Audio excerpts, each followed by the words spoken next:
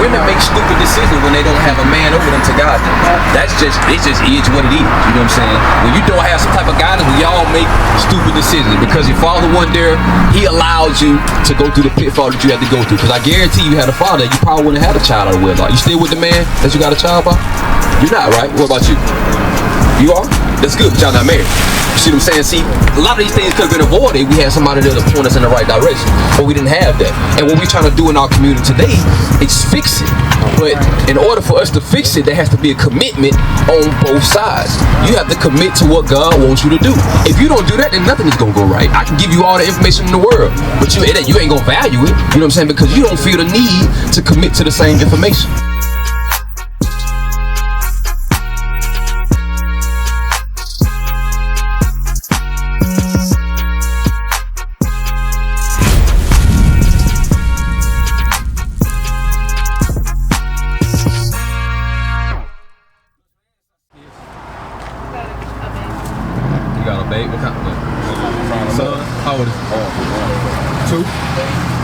Kids too? I have a 6-year-old and 18-year-old. Was y'all raised with y'all father in the house? No stepdad. Do y'all think that y'all gonna be able to raise y'all children the way that's different from y'all? Maybe not. It's really probably not, right? So what has to change in order for you to bring your son or your daughters up in an environment where it's conducive or it's better than yours, right? Because exactly, we have to start there, right? Yep. And would you say the way that we think and feel about ourselves, we present that in how we dress? We do, right? When you see a police officer or a businessman with a suit on, what do you think about? That man is about his business. Right. Everybody has a price. Everybody can be bought. And one thing they did to us in slavery, y'all, if y'all pay attention to these auction blocks right here, right? What did they do when they put us on the auction block? The men and the women. Like when they sold us out, what did they do? What was the attire they had on? Naked. They stripped them down, right? To present them as slaves. Right. They did the same thing to men and to women. But what do our women, our sisters do today? They still have it shows we still have a slave mentality because we strip ourselves down to present ourselves to the world. Bring it up. And what it says about you is you can be bought. Right. And a lot of times the single parent household, and the reason I asked the question because a lot of times what women are trying to do, we ask, well, okay, why do y'all think we have so many single parent households? They will point the finger at the man, but not realizing that they play a part in it too. Bring it up. Like the sister said, our mindset have to change.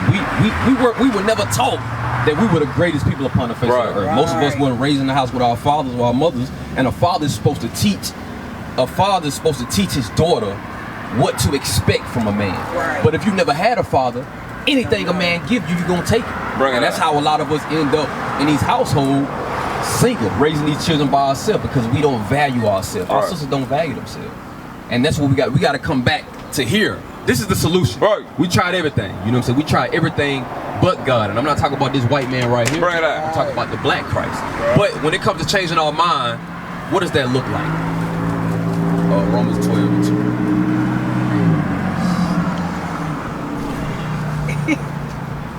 In my opinion, I know. I thought you like was on a nice Saturday like this, maybe me and some of my close friends and family can get together and do what y'all doing right now and discuss and get to the bottom of how we get there. Okay. Because everybody just winging it. Like, we doing what we've been taught. I agree. So you said we need to go back to our history. We got to understand what we went wrong at, right? What do you say? Okay. What about you? Say the same thing? And the reason I'm asking these questions because we can talk about the problems that we have all day, right? Which no solution. Exactly. You know what I'm saying? A lot of times we have conversations with people. It be a one-sided conversation where we doing all the talking, but we want to understand where y'all at so we can know where we got to meet y'all at. You know what I'm saying? Because y'all don't say nothing. Like you go to the doctor, you tell the doctor what's wrong with you. He's gonna give you the right medicine to fix the situation. Right. But if you go to the doctor and say I'm hurting, but you don't tell him where you're hurting at, he may give you something that's not gonna cure the situation. You know what I'm saying? So we have to understand where the mind is at, so we can be able to provide a solution. Right. Jeremiah 6:16. This is the book of Jeremiah, chapter 6, verse 16. Bring it out. Thus saith the Lord, stand ye in the ways and see, and ask for the old paths. Where is the good way? And walk therein. So, like you said, we gotta go back to our roots and our history and find out where we went wrong at, right? And we can point to a lot of different situations, but like my sister said earlier, we gotta start here. First thing we gotta understand, like the soldier was going over, is who we are and why that's so important. We suffer from an identity crisis. Like if I was to ask y'all right now, what's your nationality or what race of people do you come from? What would you say? African American. African American. Black. Negro. You know what I'm saying? We have all these different names, but as you and you, y'all might say two different things. But where do we stem from as a race or a nation of people? And why is that so important? Because the Caucasian man, where's the Caucasian man laying at? Or where's the Japanese man laying at? Asia. In Japan. The Asian man's land is where? Asia. The Arab man's land is where? India. Where is the African Americans or the black people's land at? Because our land is directly tied to where we come from and who we are as a people. So that shows you that we don't have an identity. And the reason why we dress the way we dress, talk the way we talk, the reason why our households are so destructive and destroyed is because we lack nationality. We lack identity as a people. Jeremiah 17, folks. Yeah, read that. This is the book of Jeremiah, chapter 17, verse 4. And thou, even thyself, shalt discontinue from thine heritage that I gave thee. Now Romans 12:2. So we don't have an identity. So what must we do? We got to trace back. 1 Kings 8:46. We got to go back to where the source is. And what I want y'all to understand before y'all leave here, if y'all don't take anything away, take this away. Y'all are not the whatever derogatory terms they put on black women today. You are not that. And if you believe you're not that, then there's something that you have to do to show that. Because a lot of people will say they believe in God, but then when it comes to putting some type of action behind it, when it comes to changing the way that you dress, changing the way that you present yourself to the world, changing how you allow men to come in and out of your life, if you don't have no value upon yourself, you can't expect nobody else to put value in your life. So the first thing that has to change is the mind. Read that. This is the book of 1 Kings, chapter 8, verse 46. If they sin against thee, for there is no man that sinneth not. So the reason why we went into slavery as a nation of people, and when I say we, I'm talking about the people that you see on this sign. I'm not talking about the white man or the Chinese man or the African man or the Arab man. The people that you see on this sign are God's chosen people. And because these people broke God's commandments, it's the reason why we in the condition that we in today. The Mexicans going through the same thing that we going through. The Jamaicans going through the same thing that we going through. The Haitians, the Dominican, the everybody, all these people that you see on this sign, we all suffer the same curse. We don't have an identity. Read it again. This is the book of 1 Kings, chapter 8, verse 46. If they sin against thee, for there is no man that sinneth not. So it said we sinned against God, and there's no man that sinneth not. Read. And thou be angry with them. And God was angry with us. Why? You want to know how I know God was angry with us? Because he allowed us to go into slavery. He allowed our backs to be beat out. He allowed our community to get destroyed by a race of people who's below us. The white man is below us. The Chinese man is below us. All races of people are below us. But God allowed them to put us at the bottom because we turned away from his commandments. We sinned against God. Read.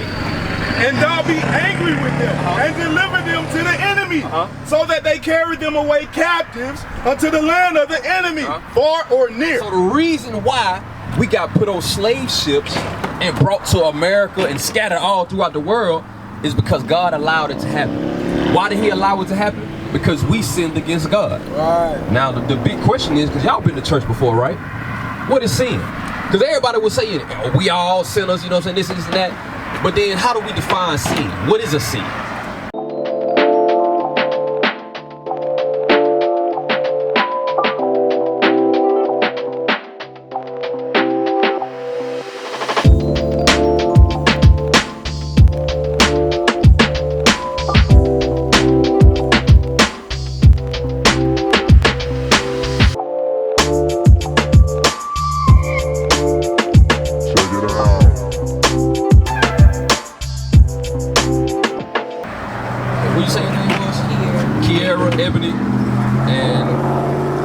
Ebony and Chloe. What is a sin? Going against the commandments. Going against the commandments. Cursing God. Cursing God. Okay, all that is true. Right. But what commandments in particular are we breaking? Because God said He allowed these things to happen to us because we sinned against Him. Right. But what things in particular did He allow that He punish us for? Right. See what I'm saying? Like how do we know how to repent if we don't know what sins we were previously in? Right. What sins are y'all in right now? Having kids. Okay, you're not being married and having kids, right? What else? Fornicating. Fornicate, having sex with a man that you're not married to. What else? What sins are you in?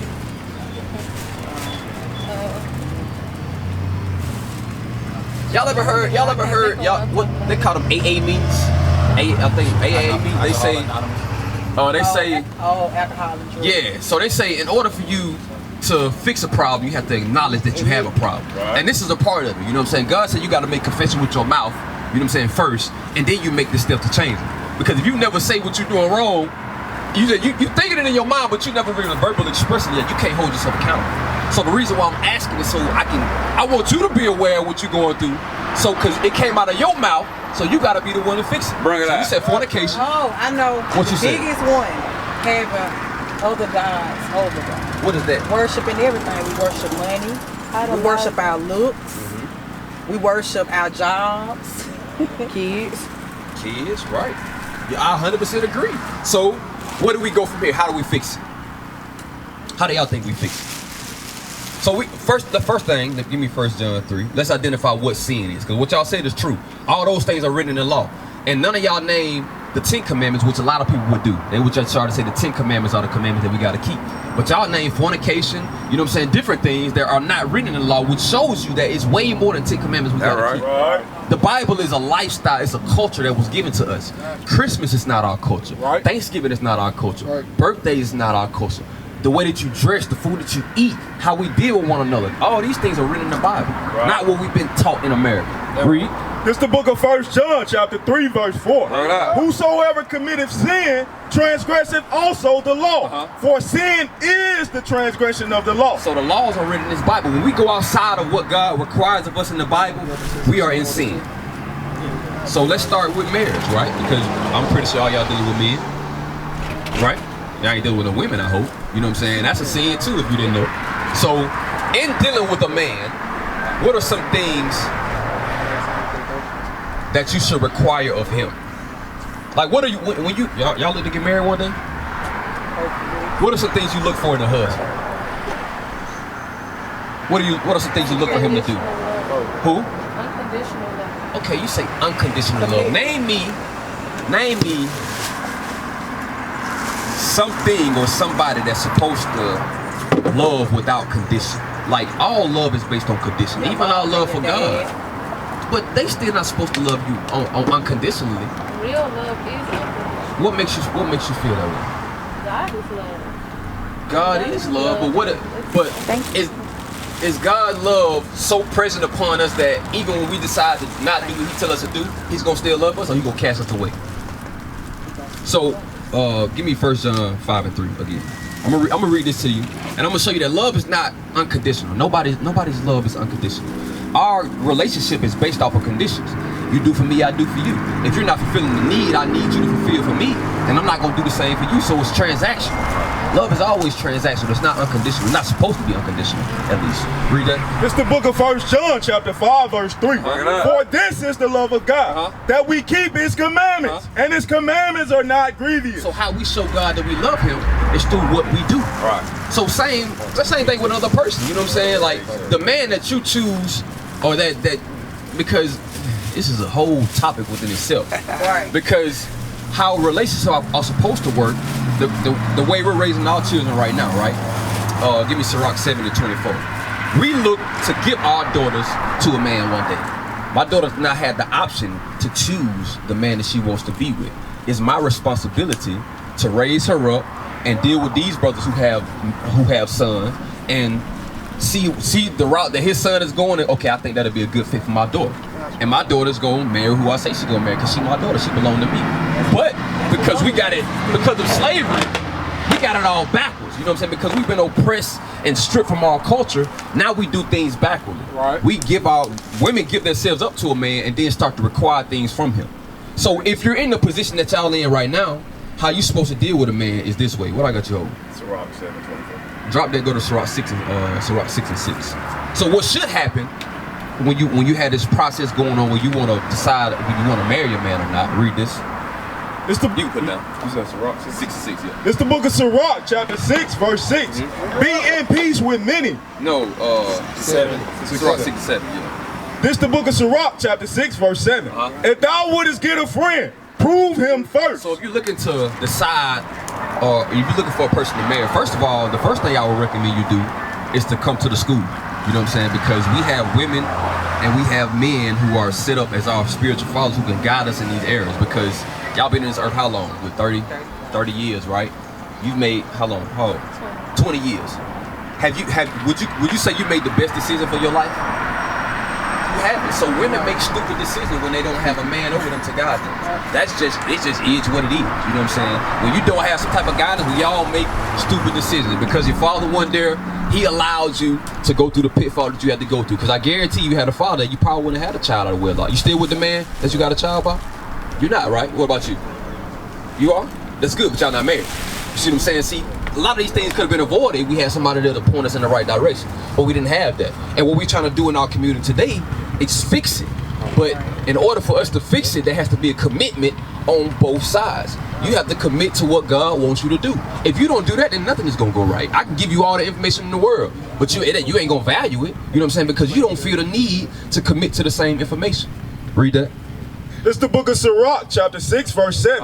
If thou wouldest get a friend, prove him first. So when you're looking for a person to be in a relationship with, you need to sit down, have a discussion, go out on dates, no kissing, no touching, no hugging, no none of that. No late night phone calls. You need to spend ample amount of time getting to know that person. Right. Year, 2 years, however long it takes. Because what tends to happen, coming from a male perspective, when women dress like y'all dress now, and I'm saying this because give me Titus 3:3.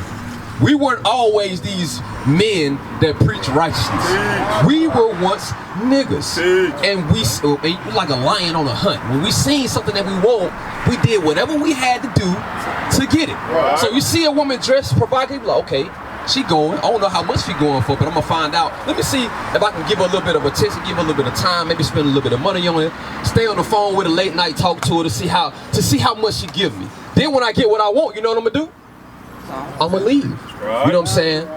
But all this could be avoided if y'all understand the value that the Lord put upon you. Right. You see what I'm saying? And we understand it now, which is why we out here. Read that. This is the book of Titus, chapter 3, verse 3. For we ourselves also were sometimes foolish. So we weren't always these men who taught righteousness in the earth. Read. Disobedient, deceived, serving diverse lusts and pleasures. And that's what the world is driven on today, pleasure. Everybody wants to do what makes them feel good. Right. But what we realize about what makes us feel good is that it has an alternate effect.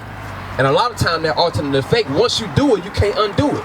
For example, having a child. You have a child with the wrong man, that's never something you can undo. Right. You get an STD, that's something you can't undo.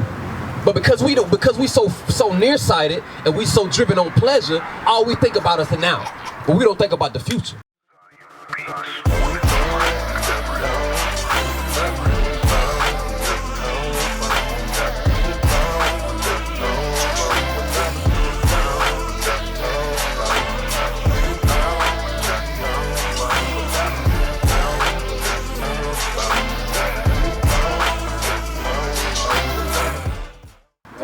We got to start thinking about the future. Right. Because believe it or not, the world is coming to an end slowly. I know y'all heard grandmama say it for years. Yep. Are we living in the last days? But we truly living in the last days. Right. And when y'all die, y'all think that's the end?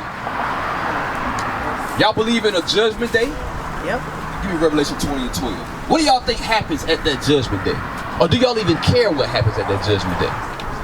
Every man got to stand for himself. Every man got to stand for himself. That means the kid that you got, you can't stand with that child. You can't stand with your husband. You're going to have to stand and answer for yourself. But what things are you going to have to answer to or answer for? Your sins and your works. So these are the things that we hear in passing and we know and understand it, but I don't think we understand the gravity of it. You see what I'm saying? Because when you die, that's not the end. You still have to get judged and you have to answer for everything that you did in this lifetime. Right. Read that. It's the book of Revelation, chapter 20, verse 12. And I saw the dead, small and great, stand before God. So when we die, we go to a place where we sit there for a minute, you know what I'm saying? And then when that time comes, everybody get rose back up. He said, I saw the dead, small and great, stand before God. Read. And the books were open. It said, and the books were open. So the books will be the book on your life, how you live your life during the time that you was here. Right. Because believe it or not, there's an angel that's standing beside you right now that you can't see, that everything you think you do, whether it's in the dark or the light, it gets recorded. Right. So when you sleep, you got a husband, you sleeping with a man that ain't yours, the Lord say, okay, I got that. You know what I'm saying? You smoking, partying late night, breaking the Sabbath day, he said, okay, I got it, I'm writing it all down. Right. That book is going to be open at the end of the day. Read. And another book was open. And another book is going to be open. What is that book? Which is the book of life. And the Bible is going to be open. So the book on your life and the Bible is going to be open. What's going to happen when these two books open up? And the dead were judged out of those things which were written in the books according to their works. So when y'all die and them books open, you think God is going to be pleased with how you live your life? If he's going to judge your life based on what's written in the Bible, whether you did those things which are right, do you think you're going to make it at the end of the day? What say ye? You think you'll make it? Nah, it's an if with me. You think you'll make it? You think you would? So the Bible is going to be open and your life is going to be judged based off the things that are written in this Bible, the commandments that you're supposed to keep.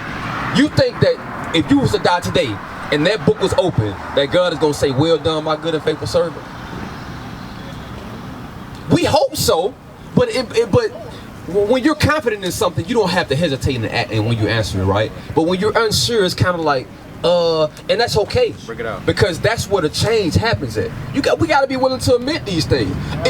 The scriptures say the righteous shall scarcely be saved. So even me, there's some things that's questionable, but I know for a fact that for the last 8 years, I've been doing what the Lord commanded of me.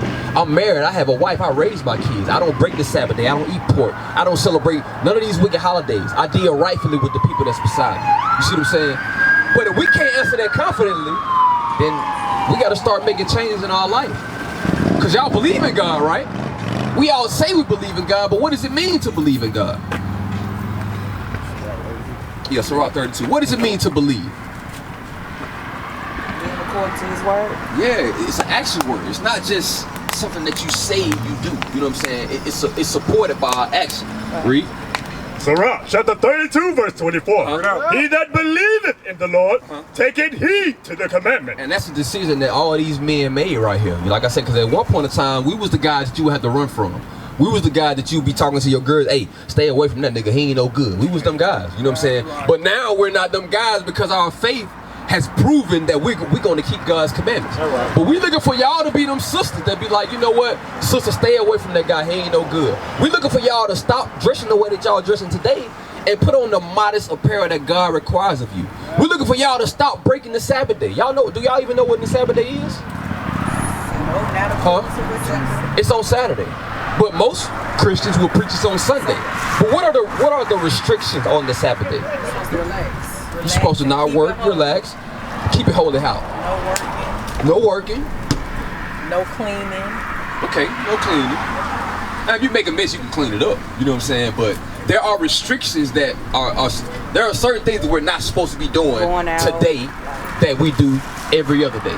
You know what I'm saying? And what I'm trying to do, I'm trying to show y'all how to love God. Because like I said, everybody will make the claim that they love God, but when it comes to that belief and action being supported with it, it's not there. And if we all want to go to heaven, before we get there, there's some things we got to do on earth. It's not just you can believe in God and when you die, everything is going to be okay. No, that's a tale that has been told to us since the beginning of time. Bring it out. And it's not true. There are things that God requires of men and women. I'm going to show y'all a few of them things before y'all go. I know y'all tired of me talking. What I got you on? Exodus 28. Read it. Exodus chapter 20 and verse 8. So one of the things I'm going to show y'all is how to keep the Sabbath day holy. Because the sister said it right. We're not supposed to be working today. Right? But what are some other things that we're not supposed to be doing? Read. Remember the Sabbath day to keep it holy. Why do y'all think, like I said, this book is written to the people that you see on that sign right there, right? If you look at the people on that sign, black people in particular, we've been through a lot over the past 400 years. You know what I'm saying? Captivity after captivity, When you think about some of the things that white people do today to try to keep us at the bottom, they got Planned Parenthood. Y'all on birth control? Y'all ever been on birth control before? Yep. Y'all think that was something that the white people created that was going to benefit us or destroy us, right? And a lot of our sisters got put on birth control at a young age, 13, 14 years old, because your mama didn't want you to get pregnant. But what she should have been telling you shouldn't have been having sex. Right. But then you think about it, if you had your father in the house and he showed you love, you would probably know not to be having sex, but you are a result of past generations, the mistakes of past generations. So we can never really grow outside of our circle, you know what I'm saying? But today, we can change all of that, you know what I'm saying? Like, and what I don't want y'all to do is look at your past and be like, oh, this happened to me when I was this year old and my mama ain't tell me this. Oh, okay, we grown now, you know what I'm saying? Y'all can make a change today, but you gotta make your mind up that you wanna make the change, right? So on the Sabbath day, we're not supposed to be working. What else shouldn't we be doing on the Sabbath day? And I know y'all don't know because we were never taught. No shopping, no buying, no selling. What else should we be doing? Read that. Exodus chapter 16, verse 23. And the Lord said unto them, and he said unto them, this is that which the Lord has said. Tomorrow is the rest of the holy Sabbath unto the Lord. Bake that which you would bake today, and seethe that you would seethe, and that which remaineth over, lay up for you to be kept until the morning. Y'all ever woke up on Saturday morning and grandma or your mama was cooking that good breakfast on Saturday morning? You smelled the bacon and the eggs and the pancakes in the kitchen. The Lord say on the Sabbath day, we're not supposed to be cooking. So everything that you gonna cook prior to the Sabbath day, because the Sabbath day starts Friday at sundown. Friday at sundown to Saturday, when the sun go down tonight, the Sabbath day is over. But he said on that day, you're not supposed to be cooking. So what are two things that we should not be doing on the Sabbath day? What's one of them? Buying and selling. I ain't going over that one, but y'all know that one already. Buying and selling. What else? You said cooking and working. And working. So those are the three things that we're not supposed to be doing today. And why did we go into slavery as a nation of people? Y'all remember? Like, why did this happen to us?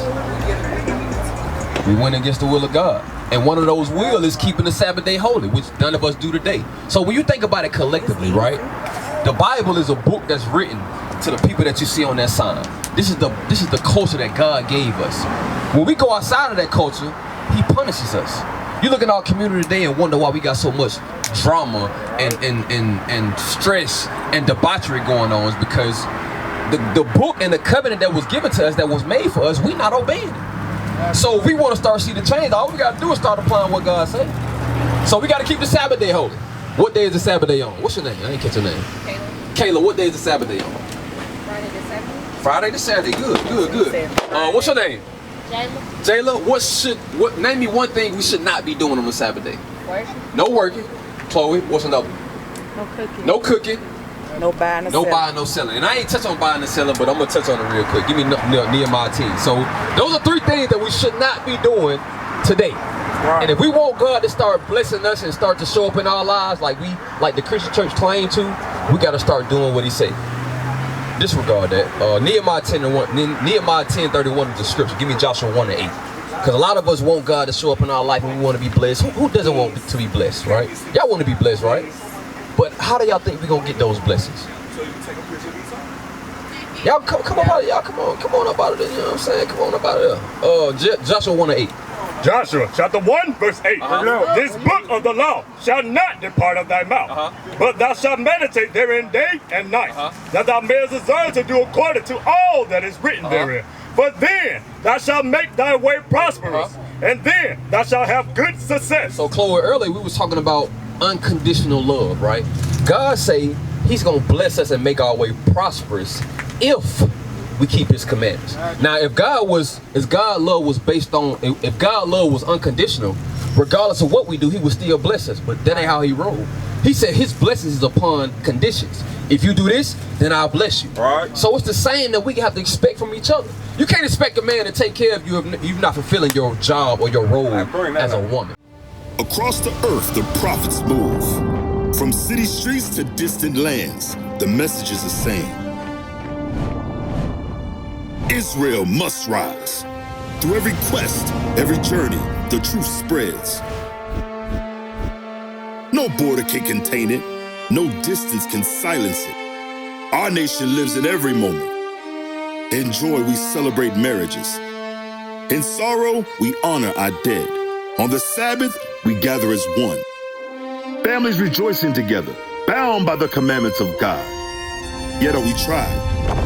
From the stones in Kenya to the hatred in Montana, we endure as a soldier of the Lord. And still, the mission expands. On the airwaves, on the screens, in every nation under heaven, Israel's voice is heard.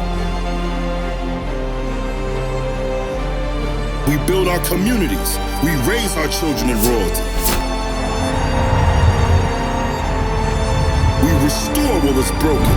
We clean what was defiled. We show the world who we are.